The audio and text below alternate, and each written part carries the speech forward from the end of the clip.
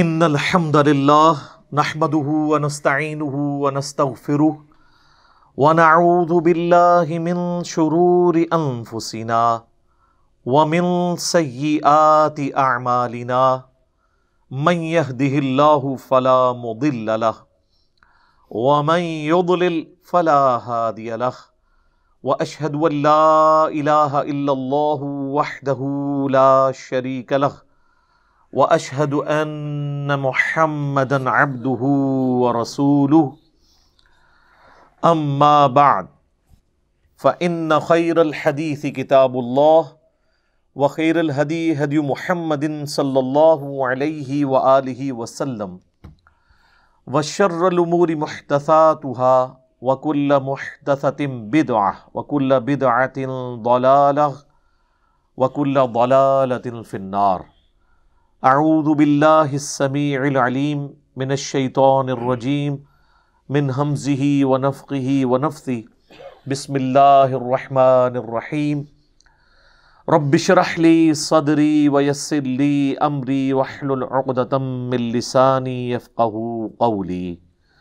بسم اللہ الرحمن الرحیم ان اللہ وملائکتہ یصلون علی النبی یا ایہا الذین آمنوا صلوا علیہ وسلموا تسلیما. اللہم صلی علی محمد وعلی آل محمد کما صلیت علی ابراہیم وعلی آل ابراہیم انک حمید مجید. اللہم بارک علی محمد وعلی آل محمد کما بارکت علی ابراہیم وعلی آل ابراہیم انک حمید مجید.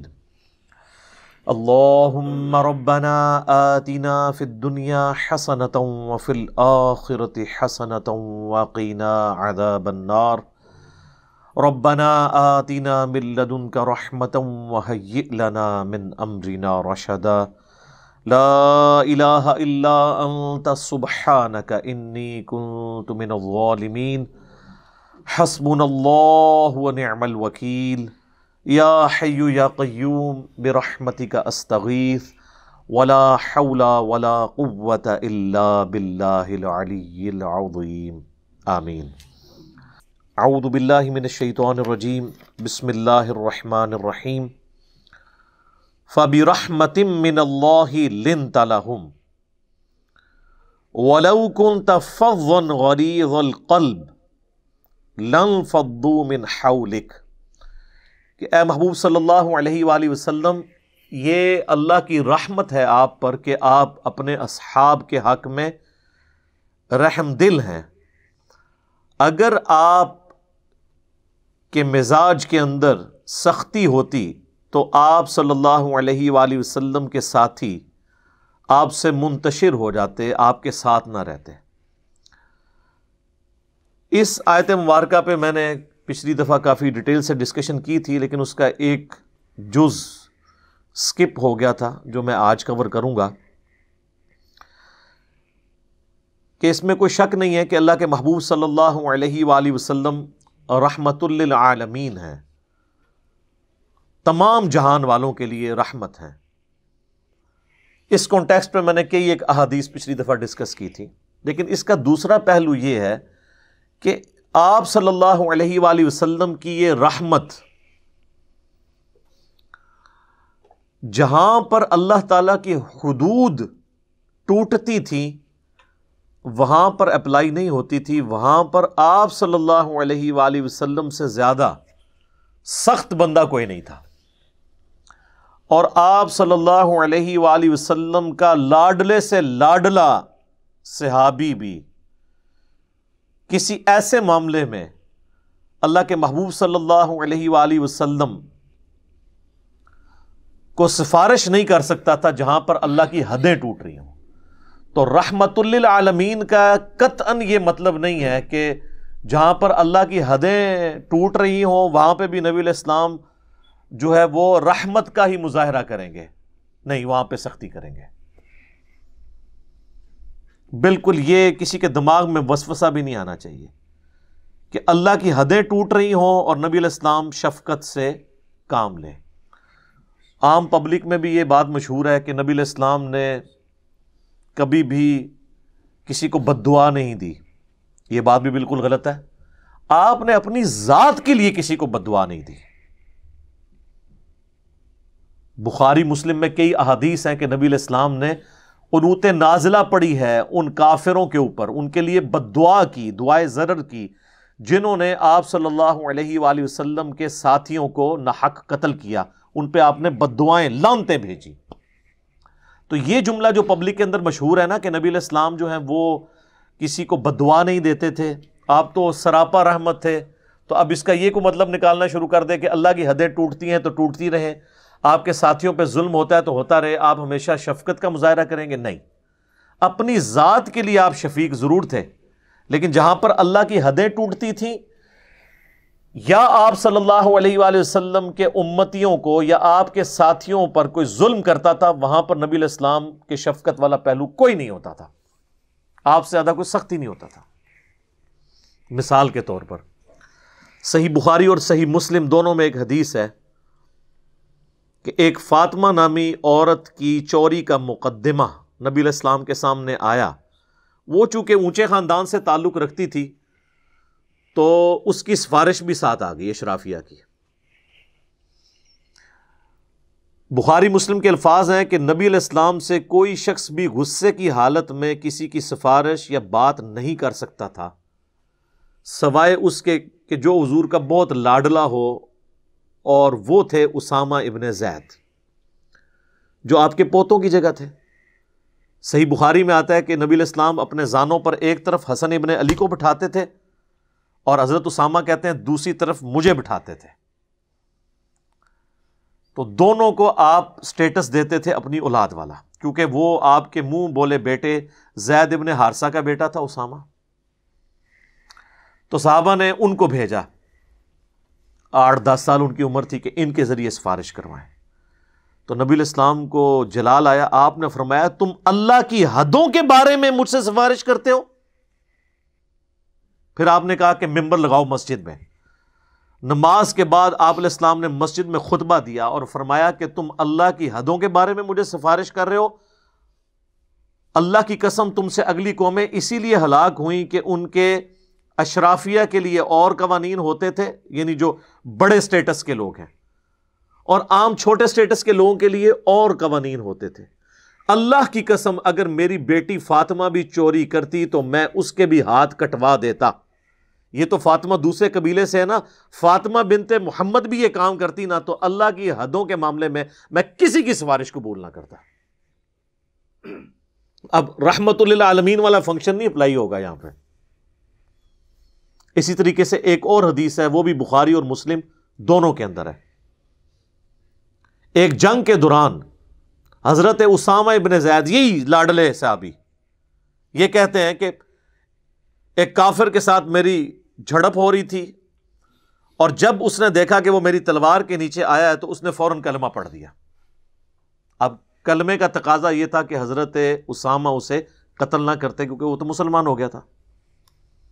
تھوڑی دیر پہلے جو جنگ تھی وہ تو اس وجہ سے تھی کہ اللہ کے لیے، جب اس نے کلمہ ہی پڑھ لیا تو بات ہی ختم ہو گئی. صحیح مسلم میں حدیث ہے کہ اسلام قبول کرنا پچھلے کے سارے گناہوں کو معاف کر دیتا ہے. اور اسی کانٹیکس میں مولا علی رضی اللہ تعالیٰ عنہ علیہ السلام کا بھی ایک واقعہ سیرت کی کتابوں میں نقل ہوا ہے. جب ایک کافر ان کی تلوار کے نیچے آیا تو عین اس موقع پہ اس نے آپ کے منہ پہ تھوک دیا، تو آپ اس کے سینے سے نیچے اتر آئے. کہا کہ نہیں، اب میرا غصہ بھی اس میں شامل ہو گیا. کلمہ نہیں پڑھا تھا اس نے، لیکن کہا غصہ شامل ہو گیا ہے. جب اللہ کے ساتھ کسی اور کی نیت ہوگی، یعنی میرے نفس کی، تو اب یہ عمل اللہ کے لیے خاص نہیں رہا. تو وہ آپ کے اخلاق سے اتنا متاثر ہوا کہ اس نے کلمہ ہی پڑھ لیا. اس نے تو کلمہ پڑھ لیا، لیکن سیدنا علی کو آج تک ہم جب ان کا نام لیتے ہیں نا تو ہم کیا کہتے ہیں؟ کرم اللہ وجہ الکریم. ان کے اس مبارک چہرے پر اللہ کا کرم ہو. یہ اس واقعے کی طرف اشارہ ہوتا ہے کہ جس چہرے پر جب تھوک پڑی تو اللہ کی رضا کی خاطر بجائے یہ کہ غصہ ایڈ ہوتا، ایڈ فیول ٹو فائر ہوتا اتر کے، تو ان کے چہرے کو آج تک سارے مسلمان دنیا کے دعائیں دیتے ہیں کہ کیا چہرہ تھا جی، کہ جس پہ تھوک پڑی ہے تو غصے میں اضافہ نہیں ہوا، غصہ ہی تھوک دیا. اور اس کی برکت سے ایک شخص جہنم کہ کنارے پر پہنچ کے جنت میں چلا گیا، اس کی بھی خوش نصیبی دیکھیں۔ تو یہ بخاری مسلم کے الفاظ ہیں کہ اسامہ بن زید رضی اللہ تعالیٰ عنہ نے جب اس نے کلمہ پڑھا تو انہوں نے وہی سمجھا جو ہم بھی سمجھتے ہیں کہ یہ ڈر گیا اس لیے کلمہ پڑھ رہا ہے، انہوں نے اس کی گردن کاٹ دی، لیکن بعد میں ضمیر ملامت کر رہا تھا کہ یار مجھ سے لگتا ہے غلط ہو گیا، تو خود ہی جا کے نا ایک دن حضور صلی اللہ علیہ وآلہ وسلم سے عرض کی کہ اے اللہ کے نبی اس طرح یہ واقعہ ہوا تھا تو میں نے تو اس کو قتل کر دیا۔ تو آپ علیہ السلام غصے میں آ گئے، آپ نے فرمایا جب اس نے کلمہ پڑھ دیا تھا تو پھر بھی تو نے اسے مار دیا؟ تو انہوں نے عرض کی کہ اللہ کے رسول اس نے ڈر کے کلمہ پڑھا تھا، ہم بھی ہوتے تو شاید یہی کہتے۔ اس پہ نبی علیہ السلام نے جو جملہ بولا نا، آپ فرمایا کیا تو نے اس کا دل چیر لیا تھا کہ وہ ڈر کے کلمہ پڑھ رہا ہے یا واقعی اس نے اللہ کو مان لیا ہے؟ اب یہ تو کوئی دنیا کا انسان یہ دعویٰ نہیں کر سکتا نا، فتویٰ تو ظاہر پہ لگتا ہے۔ نہ اس زمانے میں کوئی بزرگان دین ہوتے تھے کہ وہ کہتے جی ہم تو دل کا حال بھی جان لیتے ہیں۔ اسی پہ میں کہتا ہوں نا کہ میرے بھائیوں، آپ کہتے ہو کہ بڑے سے بڑا ولی کسی ادنا درجے کے صحابی کی بھی گھوڑے کے ٹاپوں سے اٹھنے والی خاک جو اس گھوڑے کے نتنوں میں بیٹھے، یہ پوری ایک کہانی بنائی ہوئی ہے نا انہوں نے، تو وہ نتنوں میں جو بیٹھتی ہے اس خاک کو بھی کوئی بزرگ نہیں پہنچ سکتا۔ تو میرے بھائی یہ تو ادنا صحابی ہے ہی نہیں، یہ تو اسامہ ابن زید ہے، اور وہ دل چیر نہیں سک رہا، بابے کہاں سے دل چیر لیتے ہیں؟ کہانی ہے۔ پھر بھی اگر کسی کی تسلی نہ ہو تو میں اپنی میکینیکل انجینئرنگ کا ایک فارمولہ لکھ کے دیتا ہوں، مرے ہوئے میں سے یا زندہ بابوں میں سے کوئی وہ فارمولہ پڑھ کے مجھے بتا دے، دیکھ کے، دل کا نہیں، دیکھ کے۔ اور ابھی میں تو یہ کہہ نہیں رہا کہ مجھے سمجھا دے کہ لکھا کیا ہوا ہے، سمجھا تو پڑھ بھی نہیں سکتا، سمجھانا کہاں سے ہے؟ سب کہانیاں۔ اور اسامہ ابن زید کہتے ہیں کہ نبی علیہ السلام نے جب مجھے ڈانٹا تو آپ نے پھر ساتھ ایک جملہ بار بار ریپیٹ کیا، اسامہ تو کیا کرے گا جب قیامت والے دن وہ شخص اللہ کی بارگاہ میں کلمہ پڑھتا ہوا تیرے خلاف مقدمہ دائر کر دے گا؟ اسامہ تو کیا کرے گا، اسامہ تو کیا کرے گا، اسامہ تو کیا کرے گا۔ یہ جملہ آپ اتنی دفعہ ریپیٹ کرتے رہے کہ حضرت اسامہ کہتے ہیں میرے دل میں خواہش ہوئی کہ کاش میں آج سے پہلے کافر ہوتا، آج ہی کلمہ پڑھ کے مسلمان ہوتا، کم از کم میرا یہ گناہ تو دھل جاتا۔ کاش رسول اللہ خاموش ہو جاتے جو بار بار جملے کو ریپیٹ کر رہے تھے۔ تو یہ اللہ کی حد ٹوٹی نا تو نبی علیہ السلام نے کوئی لحاظ نہیں کیا۔ صحیح بخاری میں حضرت خالد ابن ولید کے حوالے سے بھی اسی قسم کا ایک واقعہ ملتا ہے۔ اس میں تو نبی علیہ السلام کے الفاظ ہیں کہ اے اللہ خالد کے میں اس عمل سے بری ہوں، یہ تیرا اور خالد کا معاملہ ہے، میں نکلا، یعنی میں نے کوئی خالد کی سفارش نہیں کرنی، جو اس نے غلط کام کیا ہے خود تجھے جواب دے ہوگا۔ تو نبی علیہ السلام اللہ کی حدیں جہاں پہ ٹوٹتی تھی کوئی لحاظ نہیں کرتے تھے۔ ایک اور حدیث ہے بخاری اور مسلم دونوں میں، آپ نے اکثر سن رکھی ہوگی کہ نبی صلی اللہ علیہ وآلہ وسلم نے فرمایا کہ میرا دل چاہتا ہے کہ میں اپنی جگہ کسی اور کو امام مقرر کروں اور ان لوگوں کے گھروں کو جا کر آگ لگا دوں جو لوگ اذان کی آواز سننے کے باوجود مسجد میں آ کر نماز نہیں پڑھتے، اگر مجھے عورتوں اور بچوں کا خیال نہ ہوتا کیونکہ ان پہ جماعت فرض نہیں ہے، میں ان لوگوں کے گھروں کو آگ لگا دیتا۔ اب مجھے بتائیں آپ کی آج کل کی ڈاکٹرین میں تو یہ بڑا سخت جملہ ہے، یہ سراپا رحمت جو شخصیت ہے آپ تو کہیں گے اس کے اخلاق کو یہ زیب ہی نہیں دیتا کہ وہ ایک جماعت چھوڑنے پہ کہ میں گھروں کو آگ لگا دوں گا، اس لیے کہ اللہ کی حد ٹوٹ رہی ہے۔ صحیح مسلم میں حدیث ہے جو لوگ جمعے کی نماز نہیں نہ پڑھتے، اگر بچوں اور عورتوں کا مجھے خیال نہ ہوتا میں ان کے گھروں کو آگ لگا دیتا، کہ جمعے کی نماز نہیں پڑھتے آگے۔ تو یہ جہاں جہاں پر اللہ کی حد ٹوٹتی تھی نا وہاں پر یاد رکھیے کہ نبی علیہ السلام سے زیادہ سخت مزاج ہی کوئی نہیں تھا۔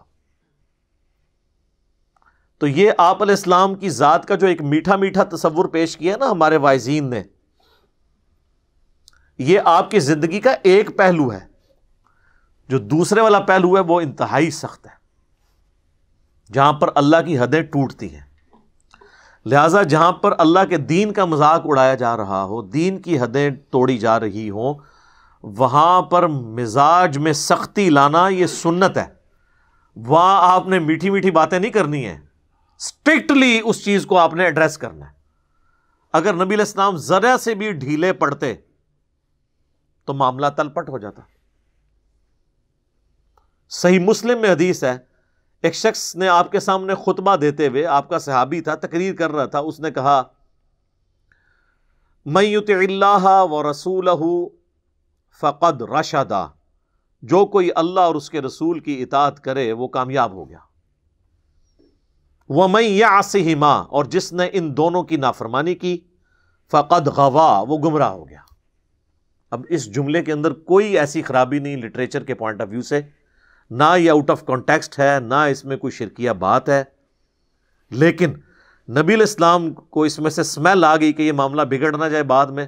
آپ نے کہا بئس الخطیب انت، کتنا برا خطیب ہے تو، تجھے چاہیے تھا تو کہتا وَمَن يَعْصِ اللَّهَ وَرَسُولَهُ فَقَدْ غَوَا. تو نے یہ کیوں کہا کہ وَمَن يَعْصِهِمَا، کہ جو ان دونوں کی کرے؟ تجھے کہنا چاہیے تھا جو اللہ اور اس کے رسول کی نافرمانی کرے. دونوں کیوں کہا؟ اللہ تو ایک ہے. حالانکہ اس صحابی نے دو اللہ نہیں بنائے، کیونکہ پہلے تو وہ کہہ چکا تھا کہ جس نے اللہ اور اس کے رسول کی اطاعت کی وہ کامیاب ہو گیا، جس نے ان دونوں کی نافرمانی کی وہ گمراہ ہو گیا. تو بات کانٹیکسٹ کے ساتھ بالکل درست تھی، لیکن نبی علیہ السلام نے اس کو بینیفٹ بھی نہیں دیا. فرمایا تجھے دوبارہ بھی اس کو ریپیٹ کرنا چاہیے تھا کہ جس نے اللہ اور اس کے رسول کی نافرمانی کی، دونوں کی نہیں. دو کہاں سے ہو گئے؟ اللہ اور رسول اپنی دعوت میں تو ایک ہیں، من یطع الرسول فقد اطاع اللہ، لیکن پرسنالٹیز تو الگ ہیں، خالق اور مخلوق کا فرق ہے. تو امام الموحدین صلی اللہ علیہ وآلہ وسلم کی دعوت توحید کا تقاضا تھا کہ آپ ڈانٹ دیتے.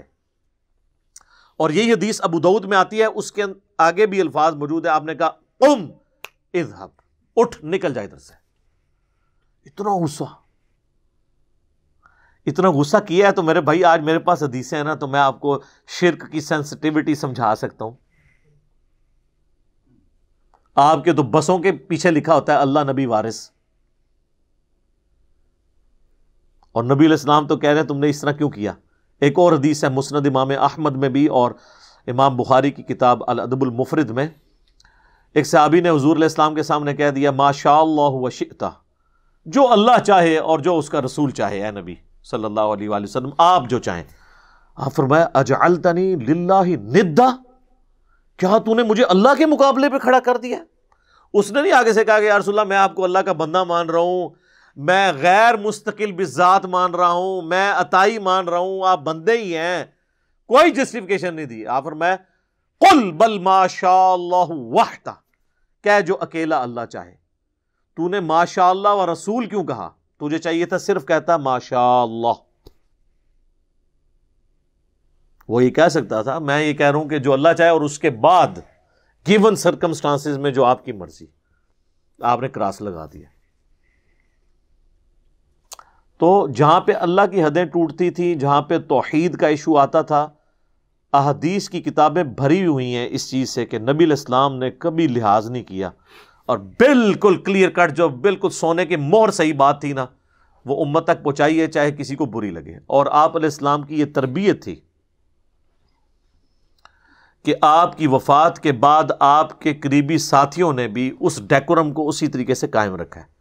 صحیح بخاری میں کم از کم 4 جگہ پہ یہ حدیث موجود ہے جو سیدنا ابوبکر کا پہلا خطبہ ہے نبی علیہ السلام کی وفات کے اوپر. آپ صلی اللہ علیہ وآلہ وسلم مسجد نبی میں حضرت ابوبکر صدیق رضی اللہ تعالیٰ عنہ تشریف لے کر آئے اور دیکھا کہ حضرت عمر نے تلوار اٹھائی ہوئی ہے، اور وہ کہہ رہے ہیں کہ جو کہے گا کہ نبی علیہ السلام فوت ہو گئے میں اس کی گردن کاٹ دوں گا. حضرت ابوبکر رضی اللہ تعالیٰ عنہ نے ان کی طرف دیکھا لیکن اگنور کر کے سیدھا حجرہ عائشہ میں چلے گئے، چونکہ بیٹی تھی، محرم بھی تھی. نبی علیہ السلام کی میت رکھی ہوئی ہے، سر مبارک سے کفن اٹھاتے ہیں، ماتھے پر 2 آنکھوں کے درمیان بوسہ دیتے ہیں اور کہتے ہیں یا رسول اللہ، اللہ آپ پر 2 موتیں کبھی بھی جمع نہیں کرے گا. ایک موت آپ کا مقدر تھی، وہ آپ کو آ کے رہنی تھی، کیونکہ حضرت عمر کا یہ موقف تھا کہ رسول اللہ صلی اللہ علیہ وآلہ وسلم ڈورمنٹ پوزیشن میں چلے گئے ہیں، دوبارہ دنیا میں واپس آئیں گے، کیسر و کسریٰ کی حکومتوں کو ختم کریں گے، کیونکہ آپ کی پیش گوئیاں تو ہیں. جس طرح حضرت موسیٰ علیہ السلام 40 دن کے لیے چلے گئے تھے کوہ طور پہ، نبی علیہ السلام بھی کچھ دنوں بعد واپس آ جائیں گے. تو حضرت ابوبکر نے رد کیا، نہیں، 2 موتیں نہیں، موت آنی تھی، ایک آ گئی، اب آپ دنیا میں واپس نہیں آ سکتے. پھر باہر نکلے اور حضرت عمر سے کہا کہ بیٹھ جاؤ، وہ نہیں بیٹھ رہے تھے، وہ ہوش میں ہی نہیں تھے. تو حضرت ابوبکر نے کہا عمر کو اس کے حال پہ چھوڑ دو. تو سب لوگ حضرت ابوبکر کی طرف متوجہ ہوئے. انہوں نے ممبر پہ چڑھتے ہی پہلا جملہ حمد و صلات کے بعد یہ پڑھا، من کان یعبد محمدا فإن محمدا قد مات. جو کوئی بھی تم میں سے محمد کی عبادت کرتا ہے یا کرے گا، وہ جان لے کہ محمد مر چکے ہیں. مات کے الفاظ. وَمَن يَعْبُدُ اللَّهَ، اور جو اللہ کی عبادت کرتا ہے یا کرے گا، فَإِنَّ اللَّهَ حَيٌّ لَا يَمُوتُ، تو وہ جان لے کہ بے شک اللہ زندہ ہے، اسے کبھی موت نہیں آئے گی. اب مجھے بتائیں کیا صحابہ میں کوئی حضور کی عبادت کرتا تھا؟ تو یہ فرضی جملہ بولنے کی کیا ضرورت تھی؟ بات سمجھانے کے لیے، تاکہ سمجھ آ جائے کہ کتنا سینسٹیو ایشو ہے. کیونکہ انسانیت نے سب سے بڑا شرک ایک پیغمبر کے نام پہ دیکھا ہے، عیسیٰ ابن مریم. رسول اللہ نے بھی دوسرا عیسیٰ ابن مریم بن جانا تھا اگر آپ کی تعلیمات میں کہیں پر بھی جھول ہوتا. بخاری میں حدیث ہے، دیکھنا میری شان کو اس طرح بلند نہ کرنا جس طرح نصارہ نے اپنے پیغمبر کی شان کو بڑھا دیا تھا. میں اللہ کا بندہ اور اس کا رسول ہوں، مجھے اللہ کا بندہ اور اس کا رسول ہی کہنا. صلاۃ بر محمد و آل محمد، اللہم صلی علی محمد و علی آل محمد. میں کہتا ہوں جی یہ رسول اللہ کی کامیابی ہے کہ ان کی میت کے اوپر لوگ صلاۃ السلام اور نعتیں نہیں پڑھ رہے، توحید بیان کر رہے ہیں. یہاں ہوتے تو انہوں نے تو پتہ نہیں کیا کچھ ادھر گھیرا ڈال کے تو نعتیں پڑھنی تھی اور کہنا تھا، انہوں نے تو حضرت بکر نے بھی کہنا تھا لے ممبر تو تھلے، تو کوئی شانہ بیان کر، تو آدھا پہ مر گیا، تو یات النبی نو نہیں ماندا. بھائی اس زمانے میں اس طریقے سے چیزوں کو غلط طریقے سے پریزنٹ، انہوں مانتے تھے یات النبی کو، لیکن وہ آخرت کی زندگی تھی، دنیا سے تو چلے گئے. اور پھر حضرت بکر نے اس جملے کے بعد آیت پڑھی دلیل میں، انک میت و انہم میتون، سورہ الزمر آیت نمبر 30. اے نبی تمہیں بھی مرنا ہے، تمہارے مخالفین کو بھی موت آ جائے گی، پھر قیامت کے دن تم اللہ کے حضور جھگڑو گے اپنے اختلاف کے اوپر. پھر سورہ آل عمران کی آیت نمبر 144 جو اسی صورت میں نازل ہوئی، وما محمد الا رسول قد خلت من قبلہ الرسل افئن مات او قتل. محمد تو نہیں مگر ایک رسول، ان سے پہلے بھی کئی رسول گزر چکے، ان سے پہلے بھی رسول آئے اور چلے گئے، اگر یہ مر جائیں یا قتل کر دیے جائیں تو کیا تم دین سے الٹے قدم پھر جاؤ گے؟ اب پاکستان میں تو ترجمہ کرنا پڑتا ہے کہ اگر یہ وصال شریف فرما گئے یا شہید ہو گئے، یہاں الفاظ کے ساتھ ہی جھگڑتے رہتے ہیں.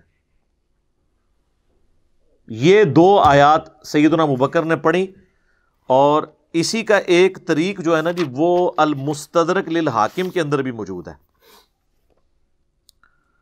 ٹھیک ہے، اس میں سیدنا ابوبکر نے ایک اور آیت بھی پڑھی سورہ الانبیاء کی، کہ انبیاء کرام اللہ تعالیٰ نے ان کو موت دینی. یہ آیت نمبر 8، وما جعلناہم جسدا لا یأکلون الطعام وما کانوا خالدین. ہم نے کوئی نبی ایسا نہیں بنایا کہ جو کھانا کھانے کا محتاج نہ ہو اور نہ وہ ہمیشہ اس دنیا میں رہنے والے تھے. یہ آیت بھی پڑھی کہ آپ بھی نبی ہیں تو آپ کی جو زندگی کا سلسلہ ہے وہ کھانے سے تھا اور موت آپ کو بھی آنی تھی. جس طرح کہ سورۃ المائدہ میں آیا ہے کہ عیسیٰ اور ان کی ماں کھانا کھانے کے محتاج تھے. ایسوں کو اپنا مشکل کشا مانے بیٹھے ہوئے ہو جو نہ تمہارے نفع کے مالک نہ نقصان کے. سورۃ المائدہ آیت نمبر 75. تو یہ میں بتا رہا ہوں کہ نبی علیہ السلام کی سینسٹیوٹی آپ کی زندگی میں بھی تھی اور آپ کے بعد ٹرانسفر بھی ہوئی ہے اصحاب رسول کے اندر. کسی نے جرأت نہیں کی ہے کہ کوئی ایسا عقیدہ بتائیں امت کو کہ جو گمراہی کے اوپر مبنی ہو. الٹا کہیں پہ دیکھا تو فوراً ٹوک دیا کہ یہ کیا کر رہے ہو. تو جہاں پہ اللہ کی حدیں ٹوٹتی تھی وہاں پہ نبی علیہ السلام بالکل کوئی لحاظ نہیں کرتے تھے. تو یہ میں نے اس لیے ضروری سمجھا کہ اس آیت سے کوئی غلط مطلب نہ لینا شروع کر دیں. اب اگلی کی آیات کی طرف چلتے ہیں. سورہ آل عمران کی آیت نمبر 164 ہے. یہ اہم ترین آیت ہے سورہ آل عمران میں، جہاں کئی اور اہم آیات ہیں، یہ بھی ایک اہم ترین آیت ہے. لَقَدْ مَنَّ اللَّهُ عَلَى الْمُؤْمِنِينَ إِذْ بَعَثَ فِيهِمْ رَسُولًا، اور بے شک اللہ کا احسان ہے اہل ایمان پر کہ اللہ تعالیٰ نے ان میں اپنا رسول مبعوث کیا، من انفسہم، ان کے اندر سے ہی، یعنی انہی کے قبیلے میں سے، اسی خاندان قریش میں سے، بنو ہاشم میں سے. یتلو علیہم آیاتہ، جو 3 کام کرتا ہے. نمبر 1، ان پر اللہ کی آیات تلاوت کرتا ہے.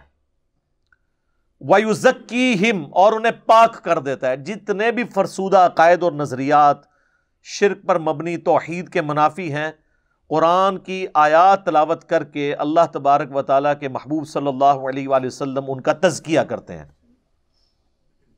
اور نمبر 3، وَيُعَلِّمُهُمُ الْكِتَابَ وَالْحِكْمَةَ، اور انہیں کتاب و حکمت کی تعلیم دیتے ہیں. کتاب سے مراد قرآن بھی اور شریعت بھی، اور حکمت سے مراد قرآن بھی اور سنت بھی. وَإِن كَانُوا مِن قَبْلُ لَفِي ضَلَالٍ مُبِينٍ، اور نبی صلی اللہ علیہ وآلہ وسلم کے آنے سے پہلے یہ لوگ کھلی گمراہی میں تھے. کون؟ قریش مکہ، جو بعد میں دنیا کے امام بنے. رسول اللہ کے آنے سے پہلے صلی اللہ علیہ وآلہ وسلم کھلی گمراہی میں تھے، اور ان کو گمراہی سے رسول اللہ صلی اللہ علیہ وآلہ وسلم نے کس طریقے سے نکالا؟ قرآن کے ذریعے. یہ انسٹرومنٹ آف دعوت. سورۃ الانعام کی آیت نمبر 19 ہے نا، وَأُوحِيَ إِلَيَّ هَذَا الْقُرْآنُ لِأُنذِرَكُم بِهِ وَمَن بَلَغَ. اے نبی صلی اللہ علیہ وآلہ وسلم، تم فرماؤ کہ مجھے قرآن اللہ نے اس لیے وحی کیا ہے تاکہ اس کے ذریعے میں تمہیں بھی آخرت کا ڈر سناؤں، اور جس تک یہ دعوت پہنچ جائے وہ بھی قرآن کے ذریعے. تو انسٹرومنٹ آف دعوت قرآن. حجۃ الوداع کے اوپر قرآن اور سنت، لیکن عقیدے قرآن کے. غدیر خم پہ قرآن اور اہل بیت، لیکن عقیدے قرآن کے. وصی رسول قرآن. تو یہ قرآن کے گرد سارا تانا بانا ہے. چونکہ اس کانٹیکسٹ میں آلریڈی گفتگو کر چکا ہوں جب ہماری اسی صورت میں آیت نمبر 103 آئی تھی نا، وَاعْتَصِمُوا بِحَبْلِ اللَّهِ جَمِيعًا وَلَا تَفَرَّقُوا، تم سب کے سب مل کر اللہ کی رسی یعنی قرآن کو مضبوطی سے تھام لو اور فرقوں میں مت بٹو. اس کانٹیکسٹ میں نے قرآن کے حوالے سے کافی ساری ڈسکشن کی ہے جو اب مجھے دوبارہ ریپیٹ کرنے کی ضرورت نہیں ہے. البتہ یہاں پر چونکہ ایک اور چیز آئی ہے اور وہ ہے حکمت. ویسے تو قرآن بھی سراپا حکمت ہے. سورہ بنی اسرائیل میں جہاں پہ 10 کمانڈمنٹس آئیں، اس کے اینڈ پہ اللہ نے کنکلوڈ کیا ہے کہ یہ حکمت کی باتیں ہیں جو ہم نے آپ کی طرف وحی کی. قرآن بھی حکمت ہے، یعنی ذہانت کی باتیں جس سے انسان فیض حاصل کر سکتا ہے. اور بعض مفسرین نے اسی کانٹیکسٹ میں سنت کو داخل کیا ہے، چونکہ سنت کو ماننا تو قرآن کو ماننا ہے، کیونکہ قرآن نے ہمیں حکم دیا مَن یُطِعِ الرَّسُولَ فَقَدْ أَطَاعَ اللَّهَ، جو رسول اللہ کی اطاعت کرے گا گویا اس نے اللہ کی اطاعت کی. اس کانٹیکسٹ میں کراس ریفرنس کے طور پہ ایک آیت ہے سورۃ الاحقاف کی 4 نمبر آیت ہے، 4 نمبر. ایتونی بکتاب من قبل ھذا، یعنی کافروں سے کہا جا رہا ہے کہ اگر تم لوگ میری اس کتاب قرآن کو نہیں مانتے، ایتونی بکتاب من قبل ھذا، اس قرآن کے نزول سے پہلے جو تمہارے پاس کوئی اپنی کتاب موجود ہے نا وہ لے آؤ، اس سے بات کرو اللہ کی وحی جو نازل ہوئی ہوئی ہے. او اثارۃ من علم ان کنتم صادقین، یا علم کے آثار چلتے آ رہے ہوں اگر تم سچے ہو تو وہ ذرا لے آؤ. تو علم کے آثار یعنی انبیاء کی تعلیمات، کیونکہ کتاب تو پہلے ذکر ہو چکا. ایتونی بکتاب من قبل ھذا او اثارۃ من علم، علم کے آثار اگر ہوں نبیوں کے تو لاؤ اس سے بات کرو. وہی جو ہم کہتے ہیں کہ کتاب و سنت سے بات کرو، بزرگ بابوں سے یا سنی سنائی باتوں سے اور خوابوں سے بات نہ کرو. تو قرآن بھی سپورٹ کرتا ہے کہ سورس آف نالج 2 ہیں، قرآن اور سنت. اور آج کی ڈیٹ میں ظاہر ہے کہ صحیح الاسناد احادیث ہی اسی سنت کا ریکارڈ ہے. لہٰذا اسلام کی بنیاد صرف قرآن کے اوپر نہیں ہے. جو قرآن کے ساتھ سنت کو نہ مانے وہ گمراہ نہیں ہے، کافر ہے. یہ گمراہ کا تو لفظ ہی بہت چھوٹا ہے. گمراہی تو یہ ہو سکتی ہے کہ وہ چند ایک سنتوں کا انکار کر دے یا کسی حدیث کا انکار کر دے یا وہ سمجھے کہ میرے نزدیک حدیث ثابت نہیں ہے، لیکن اوورآل ایک سورس آف نالج جو اسلام کی بنیاد ہے اس کا کیٹاگوریکل ڈینائی کرنا اور کہنا سنت اور حدیث کوئی چیز ہی نہیں ہے، تو وہ گمراہ تو نہیں، وہ کافر ہے۔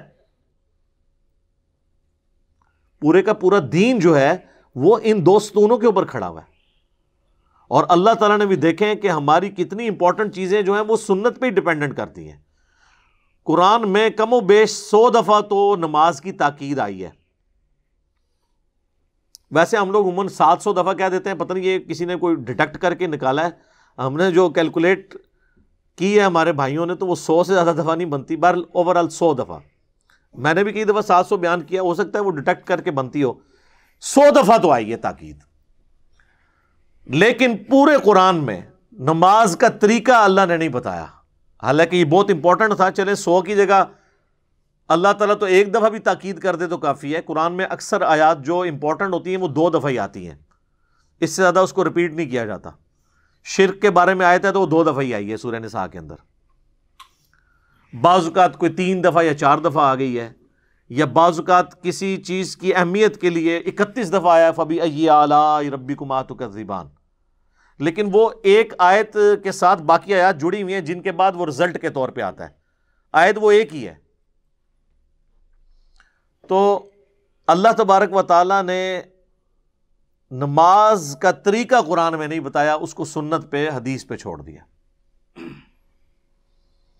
جو عملی تواتر کے ذریعے بھی ٹرانسفر ہوئی اور ریٹن ریکارڈ کے ذریعے بھی۔ اس پہ میں نے الگ سے ایک ویڈیو ریکارڈ کروا دی ہے انٹروڈکشن آف حدیث کے نام سے، اور ایک اور میری مجلس ہے، مجلس نمبر 96، جاوید احمد غامدی صاحب کے نظریات سے متعلق 20 سوالات، وہ آپ یوٹیوب پہ جا کے دیکھیں تو میں نے کافی تفصیل سے اس پہ گفتگو کی ہے۔ تو وہ سب کے سب بنیاد اسی کے اوپر ہے کہ نبی علیہ السلام جو ہے وہ اللہ کی آیات تلاوت کرتے ہیں، ان کو پاک کرتے ہیں، ان کو کتاب اور حکمت، قرآن اور سنت سکھاتے ہیں، اور اس سے پہلے یہ کھلی گمراہی میں تھے۔ اور میں اس پہ جملہ بولتا ہوں کہ صحابہ تو قرآن کے نزول سے پہلے اور نبی علیہ السلام کی آمد سے پہلے کھلی گمراہی میں تھے، ہم قرآن کے آنے کے بعد بھی کھلی گمراہی میں ہیں، کیونکہ اس سے استفادہ نہیں کرتے۔ خالی نازل ہونے سے تو نہیں کوئی گمراہی سے نکل جائے گا، ورنہ تو ابو جہل بھی، اس کے سامنے بھی قرآن نازل ہوا تھا، آج کی ڈیٹ میں بھی وہ ابو جہل کی اولاد ہے جو قرآن اور حدیث نہیں مانتا، چاہے وہ اپنا نام عبداللہ رکھ لے، ٹھیک ہے، لیکن وہ ابو جہل کی اولاد ہے، جب مان نہیں رہا۔ تو نبی علیہ السلام کے مبارک زمانے میں بھی اگر ابو جہل موجود ہے تو آج بھی موجود ہے، کافروں کو چھوڑ دیں مسلمانوں میں بھی موجود ہے۔ دیکھیں نا، ایک مسلمان ہے اور اس کو بتایا جائے قرآن اور سنت میں یہ لکھا ہے وہ کہ میں نہیں مانتا، تو اب اس پہ کیا حکم لگایا جائے گا؟ وہ اس نے خود دیکھنا ہے کہ بھئی میرا اب کیا حشر ہوگا، مجھے کس کے ساتھ اٹھایا جائے گا۔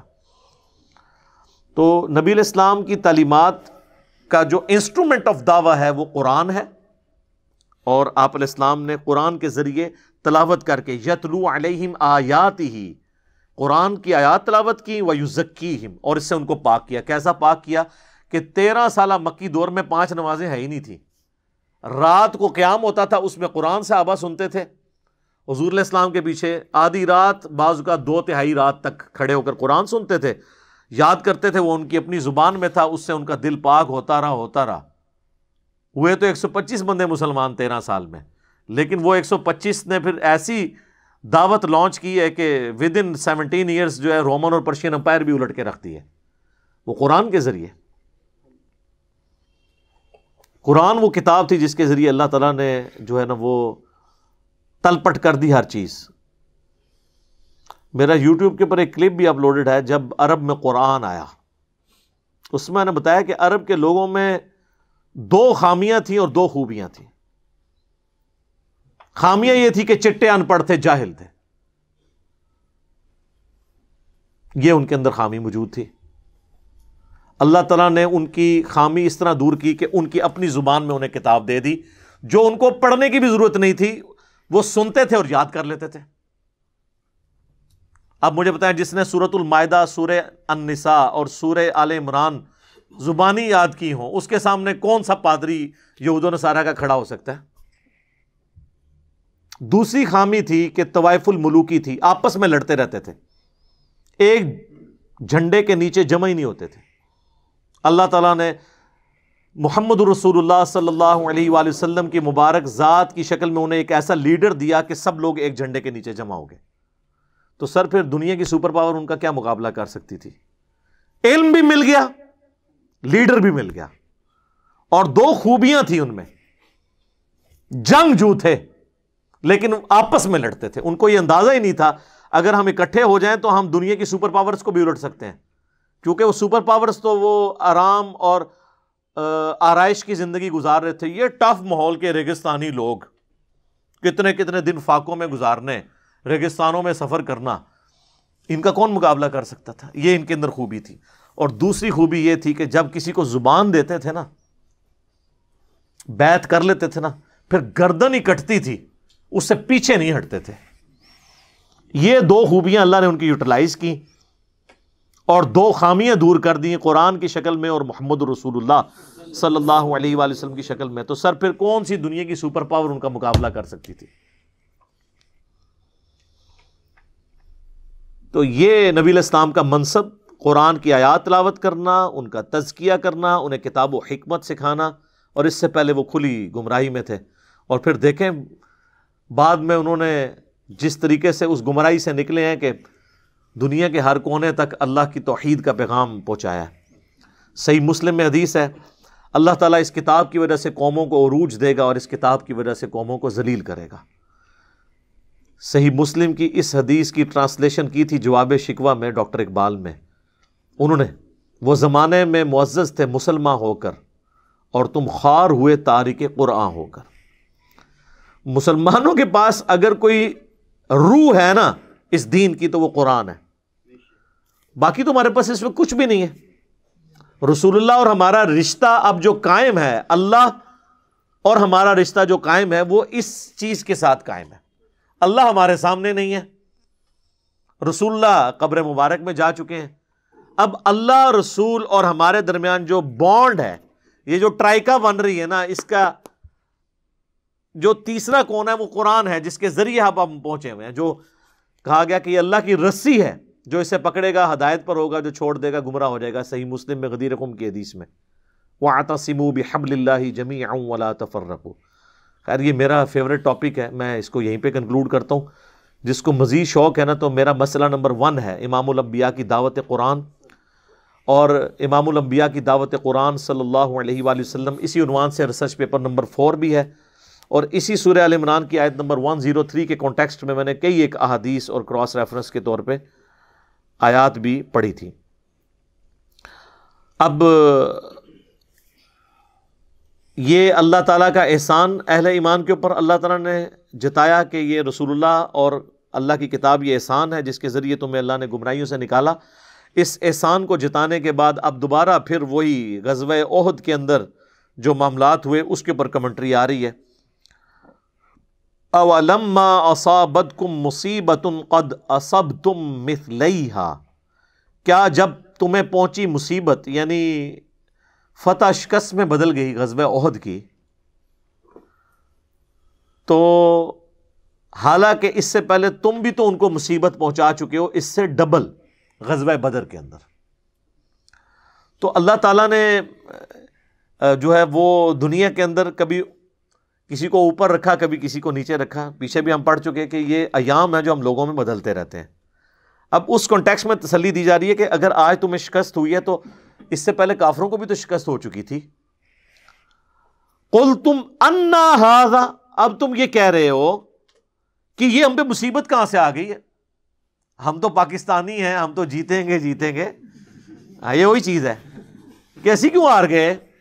جواب سنو پھر رکھو۔ قُلْ هُوَ مِنْ عِنْدِ أَنفُسِكُمْ، اے نبی ان سے فرماؤ یہ تمہارے اپنے ہاتھوں کی کمائی ہے جو تمہیں یہ جو فتح شکست میں بدل گئی۔ تم نے کیوں اللہ کے نبی کی نافرمانی کی؟ آپ نے حکم دیا تھا کہ وہ 50 تیر اندازوں کو کہ اپنی جگہ نہیں چھوڑنی ہے، تو یہ جیت ہار میں تمہارے اپنے کرتوتوں کی وجہ سے بن گئی۔ ویسے اللہ تعالیٰ چاہتا تو زبردستی بھی کر سکتا تھا کہ وہ وہاں سے نہیں ہٹتے، لیکن ایسا نہیں ہوا، کیونکہ اللہ نے اس طرح کے واقعات سے آزمائش بھی تو کرنی ہوتی ہے۔ وہی بات آ رہی ہے آگے جا کے، ان اللہ علی کل شیء قدیر، بے شک اللہ تعالیٰ ہر چیز کے اوپر قادر ہے۔ وما اصابکم، اور جو مصیبت پہنچی تھی تمہیں اس دن، کس دن؟ یوم التقى الجمعان، جس دن دو گروہ آپس میں لڑے تھے، فبإذن اللہ، تو یہ اللہ کے اذن سے ہوا تھا. یعنی اللہ تعالیٰ زبردستی اگر اس وقت خالد بن ولید کے دماغ میں یہ بات ڈال دیتا کہ پیچھے سے حملہ نہیں کرنا، تو ظاہر یہ سب کچھ نہیں ہونا تھا جو کافروں کی طرف سے آئے ہوئے تھے. وَلِيَعْلَمَ الْمُؤْمِنِينَ، اور یہ اس لیے تاکہ اللہ تعالیٰ جانے، لفظی ترجمہ تو یہ ہوگا لیکن اصطلاحی ترجمہ اس کا ہے تاکہ اللہ تعالیٰ جانچے اور واضح کر دے کہ کون اہل ایمان ہے. تو اہل ایمان کون ہوگا کہ جب اسے مصیبت آئے تو کہے انا للہ و انا الیہ راجعون، اور پھر اپنے اوپر غور کرے کہ یہ میرے اعمال کی شامت ہے. اور جو مومن نہیں ہوگا وہ گلا شکوہ اور لکیر پیٹنا شروع کر دے گا، جس طرح منافقین نے کیا کہ ہمارے بھائی نہ جاتے غزوہ احد میں تو نہ قتل ہوتے. کس طرح انہوں نے عورتوں کی طرح مینے مارنے شروع کر دیتے، صحابہ کرام نے تانے دینا شروع کر دی. آگے پھر ذکر آئے گا ان کا. وَلِيَعْلَمَ الَّذِينَ نَافَقُوا، تاکہ اللہ تعالیٰ یہ بھی دیکھ لے کہ کون سے ہیں جو نفاق والے ہیں، اندر سے کافر ہیں اور منافقت کا انہوں نے لبادہ اوڑا ہوا ہے، مسلمان اوپر سے بنے ہوئے ہیں. اللہ تو جانتا ہی ہے. مراد یہ کہ اللہ نکھار کے لوگوں کے سامنے ان کو ننگا کر دے کہ یہ دیکھ لو، یہ تھے جو نعرے لگایا کرتے تھے، اور اب دیکھ لو جب مشکل وقت آیا ہے تو یہ لوگ جو ہیں وہ دین کا راستہ ہی چھوڑ گئے. وَقِيلَ لَهُمْ تَعَالَوْا قَاتِلُوا فِي سَبِيلِ اللَّهِ أَوِ ادْفَعُوا، جب ان سے کہا جاتا تھا، کہا گیا کہ آؤ اللہ کی راہ میں قتال کرتے ہیں اور بچاؤ کرتے ہیں شہر مدینہ کا، قَالُوا لَوْ نَعْلَمُ قِتَالًا لَاتَّبَعْنَاكُمْ، تو وہ بولے کہ اگر ہمیں یہ یقین ہوتا نا کہ جنگ ہونی ہے تو ہم ضرور آپ کے ساتھ چلتے. یہ تو نورہ کشتی ہونے جا رہی ہے. اندازہ کریں وہ واپس جو چلے گا تھا نا 300 کا لشکر عبداللہ ابن ابی کا، انہوں نے کہا انہوں نے کہاں لڑنا ہے، وہ سامنے والے بھی قریشی ہیں، یہ بھی قریشی ہیں، قریش کے ساتھ کیسے ٹکرا سکتا ہے؟ تو یہ ہمیں بیچ میں انصاریوں کو مروانے کے لیے اور اہل مدینہ کو مروانے کے لیے نورہ کشتی لڑ رہے ہیں. اگر ہمیں ذرا سا بھی یقین ہوتا نا یہ واقعی سچی مچی لڑنے جا رہے ہیں تو ہم آپ کے ساتھ چلتے. یہ تو نورہ کشتی ہے، ہونا ہی کچھ نہیں ہے. اصل میں تو دل بے ایمان تے اجتا ٹیر، دل بے ایمانی پہ اترا ہو تو آپ جھوٹے بہانے گھڑ لیں گے. اس پہ اللہ تعالیٰ نے ورڈکٹ دی ہے، ہم للکفر یومئذ اقرب منہم للایمان، اس دن وہ ایمان سے زیادہ کفر کے نزدیک تھے جب وہ یہ بات کر رہے تھے. ویسے یہ عربی میں محاورتاً بات ہوتی ہے، جو وقت کے پیغمبر کے ساتھ غداری کرے اور ان کے حکم کے باوجود ان کو تنہا چھوڑ جائے وہ کافر ہی ہوگا. یہ محاورتاً بات ہے کہ وہ اس دن کافر ہی تھے، ایمان سے بہت دور تھے. اب یہ نہیں ہے کہ وہ اقرب منہم للایمان ہم للکفر یومئذ اقرب منہم للایمان، وہ اس دن ایمان سے زیادہ کفر کے قریب تھے تو مراد یہ کہ کچھ ایمان بھی تھا ان میں اور کچھ کفر بھی تھا. نہیں، یہ محاورتاً عربی میں بات ہوتی ہے. اسی کے تحت میرا یہ موقف ہے کہ جو یہ صحیح مسلم میں حدیث ہے نا کہ نبی علیہ السلام نے فرمایا کہ میری امت میں جب تفریق پڑ جائے گی اور میری امت دو گروہوں میں بٹ جائے گی تو ان دونوں میں سے ایک تیسرا فرقہ نکلے گا خوارج کا، اور ان دونوں گروہوں میں سے جو اقرب الی الحق ہوگا وہ گروہ ہوگا جو خوارج کے ساتھ قتال کرے گا. تو اس پہ ناسبی کہتے ہیں کہ اس مسلم کی حدیث سے یہ پتہ چلا کہ حضرت علی کے مخالفین بھی حق کے قریب تھے، لیکن وہ کم قریب تھے، حضرت علی زیادہ قریب تھے، کیونکہ حضور نے کہا اقرب الی الحق جو ہوگا نا وہ قتال کرے گا. تو یہاں پہ پھر آپ کیا کہیں گے کہ عبداللہ ابن ابی جو ہے وہ کم مومن تھا اور صحابہ زیادہ مومن تھے؟ نہیں. تو وہ اقرب الی الحق سے مراد ہے حق والا، دوسری طرف تو حق ہے ہی نہیں ہے، کیونکہ دوسری حدیثوں میں تو بڑے سخت الفاظ ہیں. صحیح بخاری میں جو حدیث ہے 2812 کہ عمار کو ایک باغی جماعت قتل کرے گی، عمار ان کو اللہ اور جنت کی طرف بلائے گا، وہ جماعت دوزخ کی طرف بلائے گی. اگر وہ اقرب الی الحق میں سے تھوڑی سی حق سے دور ہوتی تو دوزخ کی طرف تو نہ بلا رہی ہوتی. ہاں ہے کلمہ کو مسلمان تھے، کافر نہیں تھے وہ. یہ ان کی جو بغاوت ہے یہ پولیٹیکل بغاوت ہے، یہ نہیں ہے کہ انہوں نے اللہ کے رسول کو چھوڑ دیا تھا یا قرآن کو چھوڑ دیا تھا. نہیں، انہوں نے دین کے ایک معاملے میں جو یعنی خلیفۃ المسلمین کی اطاعت جو ہے اس سے روگردانی کی تھی. تو تکفیر بھی نہیں ان کی ہوگی. اسی لیے سنن کبریٰ البیہقی میں عمار بن یاسر سے ہی پوچھا گیا کہ یہ اہل صفین کے بارے میں آپ کا کیا موقف ہے، تو انہوں نے فرمایا کہ اہل صفین کو کافر نہ کہو، منافق نہ کہو، یہ کہو کہ یہ فاسق اور ظالم ہے، یعنی گناہ کبیرہ کے مرتکب ہوئے ہیں کہ انہوں نے خلیفہ وقت کے خلاف بغاوت کی ہے، لیکن یہ کافر نہیں ہے. اسی لیے میں نے اس آیت سورہ آل عمران کی آیت نمبر 167 کا حوالہ بھی اپنے کربلا والے ریسرچ پیپر میں مثال کے طور پہ ڈالا ہے. تو اس دن وہ کفر کے زیادہ قریب تھے بحیثیت ایمان کے، بنسبت ایمان کے، یعنی وہ کافر ہی تھے. یقولون بافواہہم، وہ اپنے منہ سے ایسی باتیں کرتے ہیں، ما لیس فی قلوبہم، جو ان کے دلوں میں نہیں. یہ دو طرح سے اس کا معنی ہو سکتا ہے. ایک تو یہ ہے کہ وہ دعوے تو کرتے ہیں لیکن اندر ایمان کوئی نہیں موجود. دوسرا یہ ہے کہ اوپر سے جو باتیں کر رہے ہیں اس سے زیادہ دشمنی ان کے اندر چھپی ہوئی ہے. اوپر تو دشمنی کا اظہار کام کرتے ہیں، اندر تو اس سے بڑے یہ دشمن ہے. یہ دونوں معنی بیک وقت درست ہوں گے. واللہ اعلم بما یکتمون، اور اللہ خوب جانتا ہے جو وہ چھپاتے ہیں. الذین قالوا لاخوانہم، یہ وہی لوگ ہیں جنہوں نے کہا اپنے بھائیوں کے بارے میں، وقعدوا لو اطاعونا ما قتلوا، اس حال میں کہ خود تو یہ گھروں میں بیٹھے ہوئے تھے اور جو کامل الایمان ان کے اہل مدینہ کے ساتھی حضور کے ساتھ شہید ہو گئے جا کے غزوہ احد میں، ان کے بارے میں ان کی وفات اور شہادت کے بعد اب یہ گھر بیٹھے ہوئے، اپنی تو بزدلی یہ ہے کہ خود گھر بیٹھے ہوئے ہیں اور یہ کہہ رہے ہیں کہ اگر ہمارے بھائیوں نے بھی ہماری بات مانی ہوتی نا تو آج قتل تو نہ ہوتے. اس کا جواب پہلے بھی گزر چکا ہے کہ اللہ تعالیٰ فرماتا ہے یہ گھر بیٹھ کے بات کر رہے ہیں نا، اگر ان کی بھی موت لکھی ہوتی نا یہ بھی اپنی مقتل گاہوں کی طرف خود کھینچے چلے آتے، کیونکہ موت کو تو کوئی ٹال نہیں سکتا. قل فادرؤوا عن انفسکم الموت، اے نبی ان سے فرماؤ کہ اگر تم موت کو ٹال سکتے ہو تو اپنی موت ٹال کے بتاؤ نا. تم گھر بیٹھ کے تو اب تمہیں موت ہی نہیں آنی، مرنا تو ہے، موت کون ٹال سکتا ہے؟ ان کنتم صادقین، اگر تم سچے ہو نا تو اپنی موت ٹال کے بتاؤ.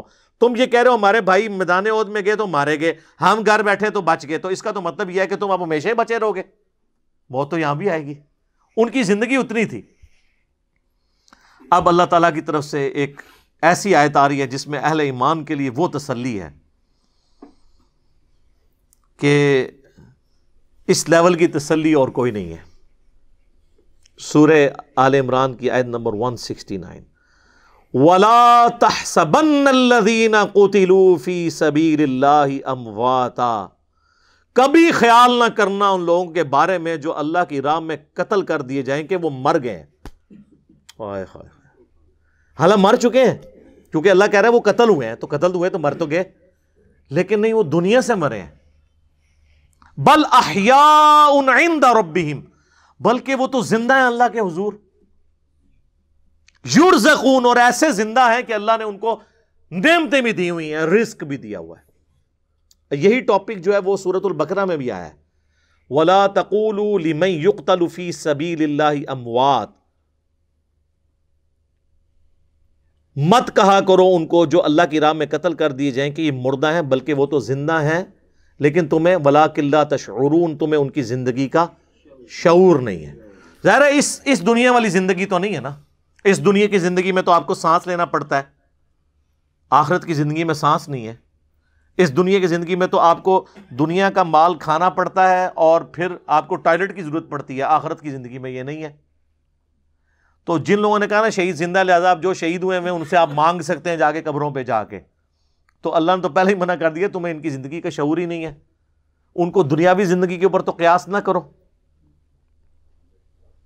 اگر کوئی کہتا ہے یہ دنیاوی زندگی ہے، مجھے بتائیں دنیا میں کوئی زندہ بندہ اپنی شلوار اتارنے دیتا ہے کسی کو؟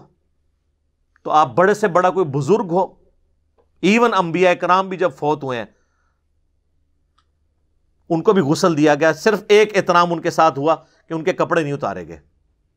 ابو داؤد میں آتا ہے کہ صحابہ پہ اونگ تاری ہوئی اور ایک آواز آئی پیچھے سے. یہ وہ نہیں ہے جو بزرگوں کو آواز آئی، یہ صحابہ کو اللہ کی طرف سے فرشتے نے ندا کی کہ حضور کو ان کے کپڑوں سمیت غسل دیا جائے، ورنہ صحابہ کرام کپڑے اتارنے لگے، وہ پریشان ہو گیا ہم اتارے نہ اتارے. تو یہ صرف رسول اللہ کا پروٹوکول ہے بس، اور کسی کا پروٹوکول نہیں ہے. اس کے بعد صحابہ، اہل بیت، بزرگان دین سب کے کپڑے نہیں اترے. تو زندہ بندہ اپنے کپڑے اتارنے دیتا ہے؟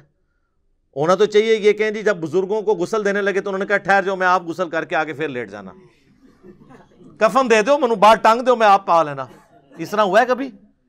تو پھر یہ زندگی آخرت کی زندگی ہے نا، دنیا کی زندگی تو نہیں ہے۔ فرحین بما آتاہم اللہ، وہ بڑے خوش ہیں ان نعمتوں میں جو اللہ نے ان کو دی ہیں، من فضلی اپنے فضل سے، وَيَسْتَبْشِرُونَ بِالَّذِينَ لَمْ يَلْحَقُوا بِهِمْ، اور وہ خوش ہو رہے ہیں جنت میں بیٹھے بیٹھے ان لوگوں کے بارے میں بھی جو ان کو ابھی مر کے نہیں ملے۔ بھئی جو دنیا میں زندہ ہیں ان کے بارے میں جنتی کیوں خوش ہو رہے ہیں؟ من خلفہم، جن کو وہ پیچھے چھوڑ آئے ہوئے ہیں، اللہ خوف علیہم ولا ہم یحزنون، کہ نہیں ہے ان کو کوئی خوف اور نہ وہ غمگین ہوں گے۔ اچھا جنت میں ان کے بارے میں کیوں خوش ہو رہے ہیں جو دنیا میں؟ اس لیے کہ وہ جنت میں پہنچ کے انہوں نے اینڈ رزلٹ دیکھ لیا ہے، اور وہ یہ خوش ہیں کہ ہمارے ساتھیوں نے جو رسول اللہ پر ایمان لائے تھے نا، ہم نے تو آگے واقعی جنت دیکھ لی ہے، انہوں نے تو ایمان بالغیب لے کے آئے تھے، تو ہمیں خوشی ہے کہ ہمارے وہ دوست بھی جنت میں ہی پہنچ جائیں گے، اس لیے خوش ہو رہے ہیں ان کے اوپر۔ تو دوستی وہ جو اللہ اور اس کے رسول کے لیے ہو، عز وجل وصلی اللہ علیہ وآلہ وسلم۔ یستبشرون بنعمت من اللہ وفضل، خوش ہو رہے ہیں وہ جنت میں اللہ کی نعمتوں پر اور اس کے فضل پر۔ وَأَنَّ اللَّهَ لَا يُضِيعُ أَجْرَ الْمُؤْمِنِينَ، اور اس پر کہ اللہ تعالیٰ کبھی ضائع نہیں کرے گا اہل ایمان کا اجر۔ تو اہل جنت جو شہید ہو گئے غزوہ احد کے موقع پر یا بدر پہ، اللہ نے فرمایا ان کو کبھی مردہ گمان بھی نہ کرنا، ان کو اللہ رزق بھی دیتا ہے، اور سورۃ البقرہ میں ہے لیکن تمہیں اس کی زندگی کا شعور نہیں ہے۔ انبیاء بھی زندہ ہیں آخرت کی زندگی میں، اولیاء اللہ بھی زندہ ہیں، اور اللہ کے دشمن بھی زندہ ہیں آخرت کی زندگی میں، لیکن وہ جہنم میں زندہ ہیں۔ جو قرآن میں آیا نا کہ فرعونی صبح و شام آگ پہ پیش کیے جاتے ہیں، ان کو عذاب تو ہو رہا ہے، مرتے ہی عذاب کا سلسلہ ان پہ شروع ہے۔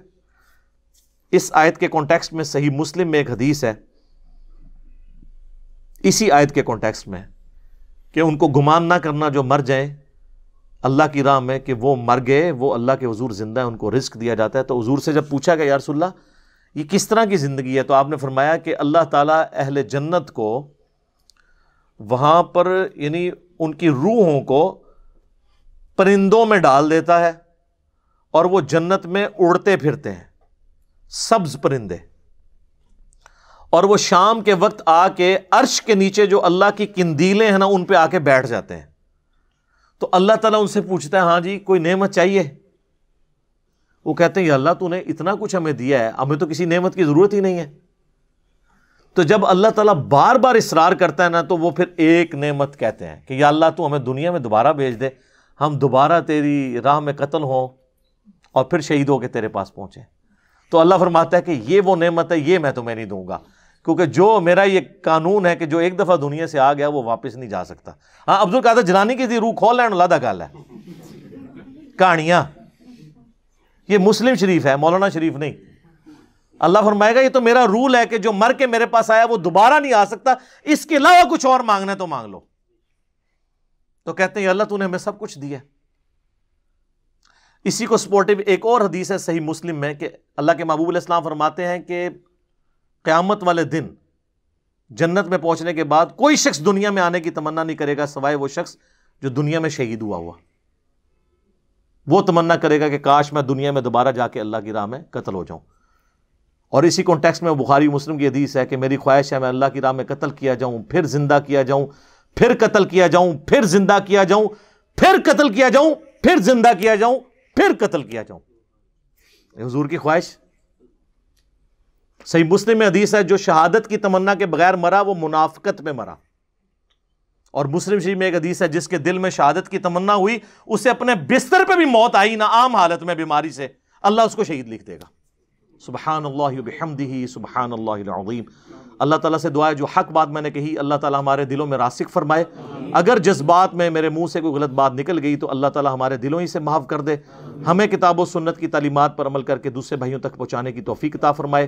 سبحانک اللہم وبحمدک اشہد ان لا الہ الا انت استغفرک واتوب الیک وما علینا الا البلاغ المبین۔ جزاکم اللہ خیرا۔